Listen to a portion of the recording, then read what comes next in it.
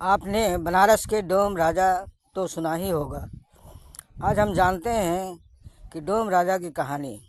डोम राजा का घर मान मंदिर और त्रिपुरा भैरवी घाट के बीच में है।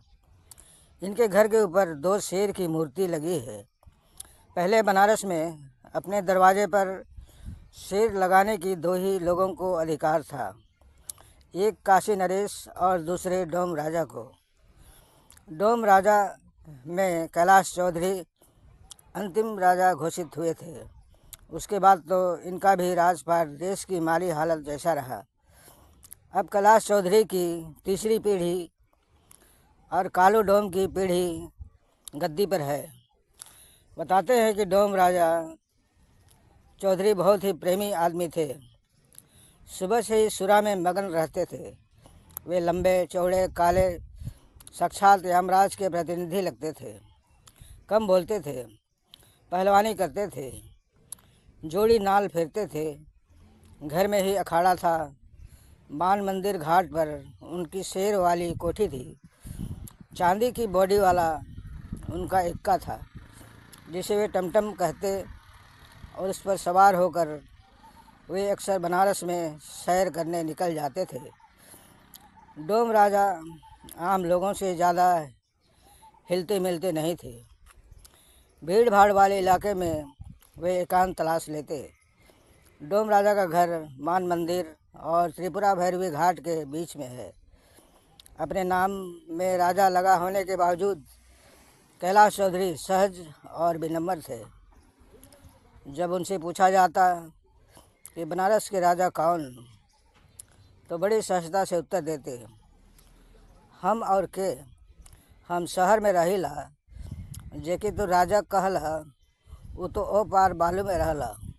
हम काशी खंड में हई, वो तो पार रामनगर में रहलन।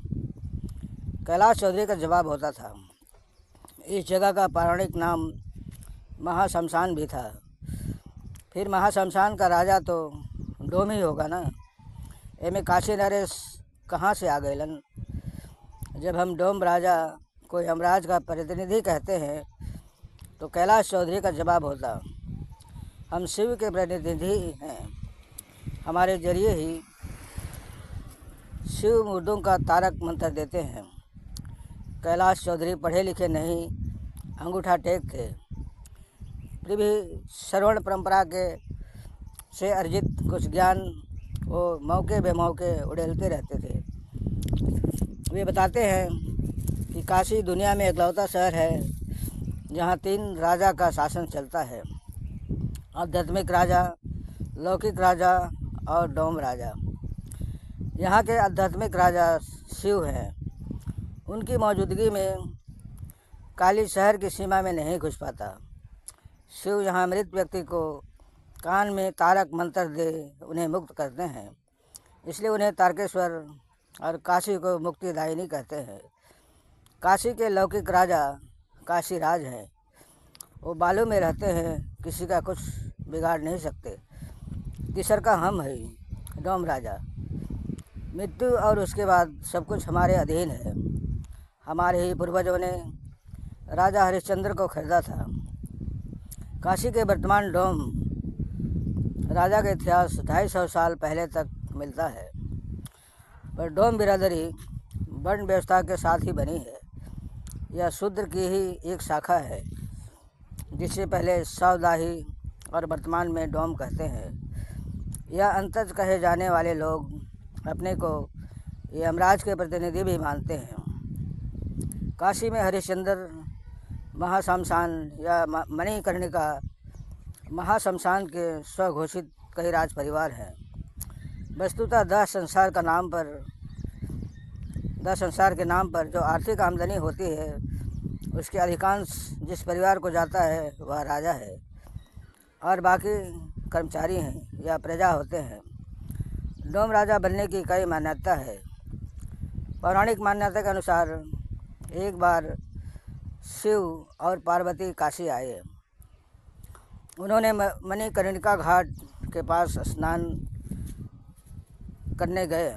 स्नान करते वक्त पार्वती के कान का कुंडल गिर गया, इसलिए इस जगह को मणिकर्णिका कहा गया। उस कुंडल को कालू नाम के एक ब्राह्मण ने चुरा लिया। शिव के पूछने पर भी जब उसने नहीं बताया, तब शिव ने क्रोधित होकर उसे नष्ट होने का श्राप दे दिया। हकीकत जानने के बाद कालू ने बहुत क्षमा याचना की। तब शिव ने श्राप वापस लेते हुए उसे शमशान में चंडाल कर्म में लगा दिया और कालू पंडित को डोम राजा की उपाधि दी। दूसरी मान्यता राजा हरिश्चंद्र से जुड़ी है, जिन्हें वरुण के आशीर्वाद से रोहितास नाम का बेटा हुआ था। उनकी सत्यवादिता की परीक्षा लेने की ऋषि विश्वामित्र ने सोची। इस परीक्षा में पहले उनका सारा राजपाट ले लिया। उसके बाद भी जब ऋषि विश्वामित्र ने उनसे और दान मांगा, तो उन्होंने अपने आप को वाराणसी के एक डोम के हाथों बेच दिया। डोम ने हरिश्चंद्र को शमशान में तैनात कर दिया। हरिश्चंद्र ने अपनी पत्नी और बच्चे को एक ब्राह्मण के हाथों बेचा। दोनों दास बन रहने लगे। कालांतर में बेटे रोहितास को सांप काटा, जिससे उसकी मौत हो जाती है।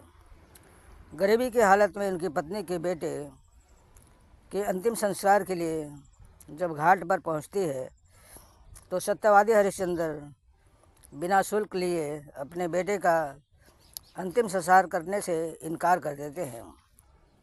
जैसा पौराणिक कहानियों में होता है कि फिर प्रभु प्रकट होते हैं और उन्हें आशीर्वाद देते हैं। राजपाट वापस होता है। तब से यहाँ डोम जाति को राजा कहने की प्रथा शुरू हुई, क्योंकि डोम ने राजा को खरीदा था। आज यह शमशान तांत्रिकों का गढ़ है। तांत्रिक और साधक सौ की साधना करते हैं। जलती चिताओं के बीच साधकों सृष्टि के कल्याण के लिए, तांत्रिक सिद्धियों के लिए देवी काली और बाबा भैरवी के साथ ही बाबा मसान नाथ की उपासना करते हैं। इस तंत्र साधना के संबंध में अघोरी कहते हैं कि दिवाली की रात को महानिशा काल कहा जाता है। इसलिए तामसिक साधना करने वाले को चमत्कारी सिद्धियां मिलती हैं। इस दिन महाशमशान पर साधना करने के लिए शराब और मांस के साथ नरमुंड की आवश्यकता होती है। जलती चिताओं के बीच बैठकर बलि दी जाती है। अघोर साधना का केंद्र भी महाशमशान है। धार्मिक मान्यता के मुताबिक अघोर पंथ के प्रणेता शिव हैं। इस प्रकार यह सिद्ध और पुष्टि होती है कि यह सभी तांत्रिक और अघोर शक्ति जिसकी भक्ति और उपासना की जाती है, अदुष्ट आत्मा अर्थात शैतान से ही प्राप्त होती है।